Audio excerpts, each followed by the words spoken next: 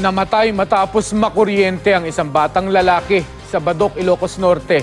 Patay rin ang isang grade 9 student sa Basista, Pangasinan matapos namang ma-hit and run.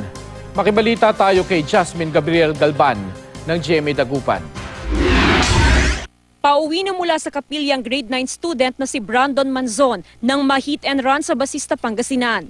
Ayon sa pulisya, sakay ng motorsiklo ang biktima nang mangyari ang disgrasya. May iniwasan daw siyang asong tumatawid sa kalsada, kaya nawala ng kontrol at saka naman nabangga ng isang sasakyan.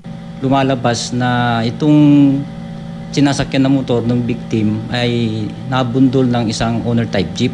Nakikipag-ugnayan ng pulisya sa Land Transportation Office. Meron na tayong initial na kung saan matatagpuan yung sasakyan. Sa Badok, Ilocos Norte, patay ang 4 na taong gulang na si Calvin Zeniel Ronque matapos makuryente habang naglalaro sa kanilang kubo sa barangay Santa Cruz Norte. Posible raw na naapakan ng bata ang nakatiwangwang na extension wire. May natuklap daw kasing bahagi ng extension wire at may nakitang sugat sa paa ng bata. Kumbinsido ang pamilya ng biktima na pagkakakuryente ang ikinamatay nito. Hindi namin napansin yung bata. Umalis po rito. Napansin na po doon na nakaiga na siya. Nakondose na po.